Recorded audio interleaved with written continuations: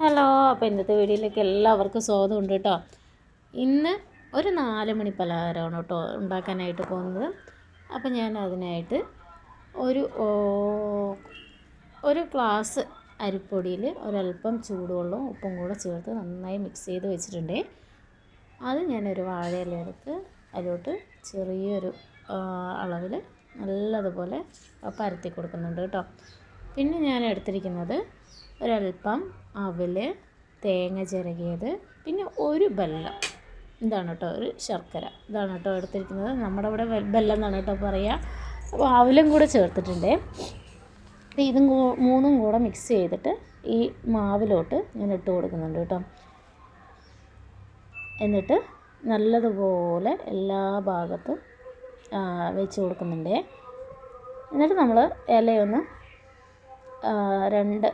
Same ആയിട്ട് മടക്കിയിട്ട് ഒന്ന് പ്രസ് ചെയ്ത് കൊടുക്കുന്നുണ്ട്. ചെറുതായിട്ടൊന്ന് പ്രസ്സും കൂടെ ചെയ്യുന്നുണ്ട് കേട്ടോ.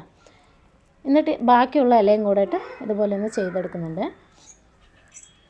ഇങ്ങനെയാണ് കേട്ടോ ചെയ്യേണ്ടത്. അപ്പോൾ അതേ ഞാൻ ബാക്കിയുള്ള ഇലയും കൂടെ ഒന്ന് ചെയ്തെടുക്കട്ടെ. എല്ലാം ഇപ്പോൾ ചെയ്തെടുത്തിട്ടുണ്ട്. ഇനി ഒന്ന് ഇഡ്ഡലി തട്ടിൽ വെച്ചിട്ട് ഒന്ന് ആവിയേറ്റി എടുക്കണം കേട്ടോ ചെയ്യാറ്. നല്ല അടിപൊളി ടേസ്റ്റി ആയിട്ടുള്ള ഇലയുടെയാണ് കേട്ടോ അത്. ചില ആളുകൾ ഇതിൽ ചെറുപയർ ചേർക്കാറുണ്ട്, പിന്നെ പരിപ്പ് ചേർക്കാറുണ്ട്. അങ്ങനെ ഓരോരുത്തരുടെ ഇഷ്ടത്തിനനുസരിച്ചിട്ട് ചെയ്യാറുണ്ട്. നമ്മളിവിടെ ബെല്ലവും തേങ്ങയും മാത്രം ചേർത്തിട്ടും ഉണ്ടാക്കാറുണ്ട്. ഇതിപ്പോൾ ഞാൻ അവൽ ഉണ്ടായിരുന്നത് കൊണ്ട് അതും കൂടെ ചേർത്താണ് കേട്ടോ. അപ്പം എൻ്റെ മിക്സ് കഴിഞ്ഞു പോയി. അപ്പം ഞാൻ ബാലൻസ് വന്ന മാവിന് ഒരല്പം ജീരകവും കൂടെ ഇട്ടിട്ട് ഒരു 3 കൊഴുക്കട്ട പോലെ ആക്കി വെച്ചതാണ് കേട്ടോ. അത് മകന് ഭയങ്കര ഇഷ്ടമാണ്. ഇപ്പോൾ ആവിയൊക്കെ കയറ്റി നല്ലതുപോലെ വെന്ത് വന്നിട്ടുണ്ട് കേട്ടോ. ഇത് അവന് വേണ്ടിയിട്ട് ഞാൻ മാറ്റി വയ്ക്കുന്നു കേട്ടോ. നല്ല സോഫ്റ്റ് ആയിട്ടുണ്ട് കേട്ടോ. തൊടുമ്പോൾ തന്നെ പൊട്ടി വരുന്നുണ്ട്. നല്ല സോഫ്റ്റ് ആയിട്ടുണ്ട്. ഈ മാവ് കുഴയ്ക്കുമ്പോഴും ചൂടുവെള്ളം ഒഴിച്ചിട്ട് കുഴച്ചത് കൊണ്ട് നല്ല സോഫ്റ്റ് ആയിട്ടുണ്ട് കേട്ടോ. ഞാൻ പത്തിരിപ്പൊടിയാണ് എടുത്തത്. അപ്പോൾ ഇത് നല്ല ചൂടാണ്.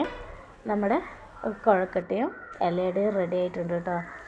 അപ്പം ചില സമയത്ത് ഞാൻ ബെല്ലവും തേങ്ങയും മാത്രമായിട്ട് ഉണ്ടാക്കുന്ന സമയത്ത് ഇത് ഇങ്ങനെ പൊട്ടിച്ചെടുക്കുമ്പം ഇതിന് അകം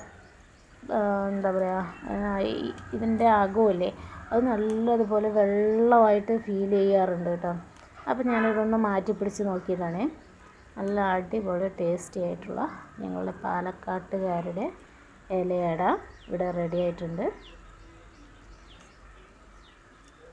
അപ്പോൾ എല്ലാവരും ചാനൽ ഇഷ്ടപ്പെട്ടാൽ വീഡിയോ സബ്സ്ക്രൈബ് ചെയ്യാനും ലൈക്ക് ചെയ്യാനും